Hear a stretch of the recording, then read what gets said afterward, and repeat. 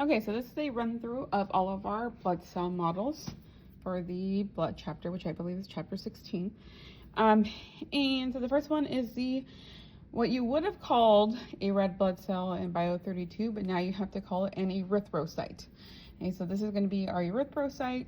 It's small compared to the white blood cells we're going to talk about next. It is biconcave, which means that it has a concave or indented aspect on both sides. So biconcave, so it's concave on either side of the cell. And then its function is to carry oxygen and deliver it to tissues via hemoglobin. So hemoglobin can hold 4 oxygen molecules. It's within the red blood cell, and really that's all that's within the red blood cells, lots of hemoglobin. If you remember from lecture, there is no nucleus in our red blood cells, no mitochondria in our red blood cells, so there's no aerobic respiration going on here, just anaerobic. So it can only make 2 ATP per glucose. And it's missing lots of other organelles as well, so it really is just to carry and deliver oxygen. Our next cells, and all 3 of these cells here are considered granulocytes. They're considered granulocytes because they have these granules, okay, so these pigmented granules within their cytoplasm. And so that's why we call them granulocytes. They are granular cells. And so the first granulocyte is a neutrophil. Now, its granules are not as prominent as the other 2, but one way to positively identify a neutrophil is by the number of lobes it has on its nucleus. So you can see that its nucleus is divided into 3 parts, or what are called lobes. So this is 3 lobes of a nucleus. So it is considered what we call multi-lobed. And a neutrophil will typically have 3 to 5 of these lobes or pieces of the nucleus. And you'll see they're connected here. So these are 3 lobes of the nucleus. Neutrophils can have 3 to 5, and it's the only white blood cell that we'll talk about that has 3 or more of those lobes for their nucleus. As far as its function goes, neutrophils are there to help us fight off bacterial infections specifically, and it's part of the inflammatory response because it is our first responder in the inflammatory response. So when we have an injury and capillaries dilate and become leaky, more permeable, it is the neutrophils that leave and go to the site of injury first to help with the inflammatory response and to help fight off any potential foreign invaders. The next granulocyte is an eosinophil. Eosinophils are going to be bilobed, okay, and its distinctive feature is going to be the red granules that you see on this model. Now, when you look at it under a microscope, they're not quite as bright as you see on this model. They're going to be more of a pinkish orange granule on the microscope, but you should be able to look at Canvas for a reference sheet that I made to show what it would look like underneath the microscope. But on this model, very red, bright granules here. Its nucleus is always going to be bilobed, so 2 pieces of the nucleus. And its function is for fighting off parasitic worms. So if you happen to eat some bad shellfish and were to ingest a parasitic worm, it is eosinophils that are going to help target that and get rid of it. It also has a hand in the allergic response, although that connection, there's still more for us as scientists to figure out about that. But its main function is to fight off parasitic worms. The next or last granulocyte is going to be the basophil. Basophil is going to have dark colored granules. Now in here it looks like they're black, but they're more of a bluish purple, especially when you look at them underneath the microscope. They're dark purple granules.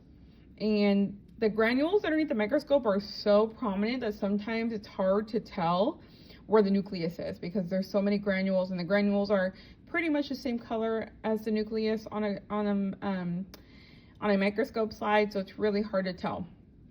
So we don't even test you on the identification of a basophil underneath the microscope because it is the most rare blood cell that we have, so it's really hard to find on a microscope in the first place. And when we do, it's really hard to discern the granules from the nucleus. So don't worry about finding it underneath the microscope, but you should know this model.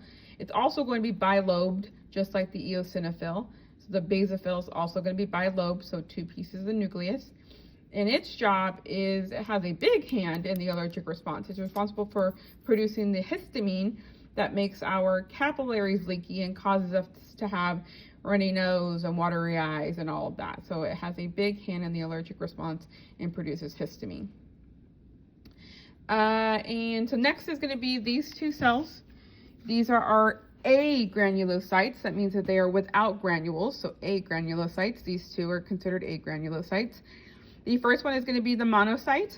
Monocyte it's going to be the largest of our white blood cells. So it's going to be smaller than these, bigger than these. So this guy here is our largest of our white blood cells. It's going to be bigger than these guys, and these guys are going to be bigger than our red blood cell over here.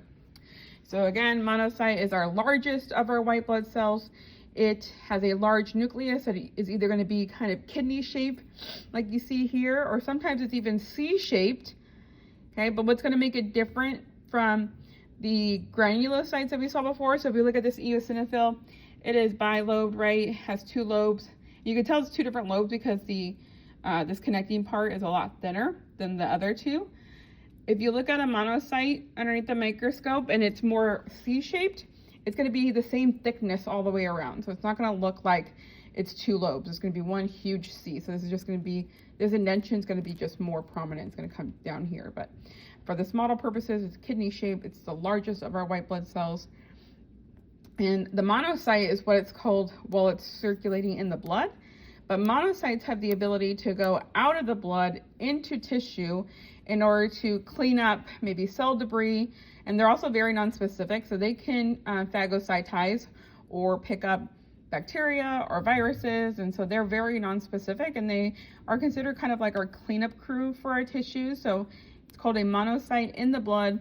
When it escapes out to the tissues, it's called a macrophage, and it's nonspecific and can kind of clean up pretty much anything.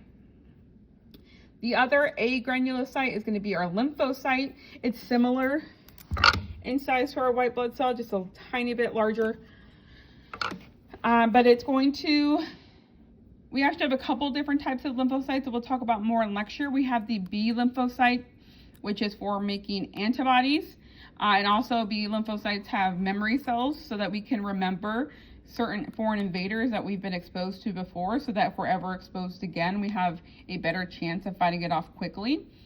And then we have T cells, and there are a couple different types of T cells, but the really important one that we're going to talk about is the cytotoxic T cell, and that actually has the ability to fight off viruses and cancer cells directly. And then we also have helper T cells that kind of help with the activation process, but those are our lymphocytes. We have B lymphocytes and we have T lymphocytes. They are part of our adaptive immune system, which we'll learn later on in the semester, but that would be lymphocyte. And how you can identify a lymphocyte underneath the microscope is that its nucleus is really large compared to the cell.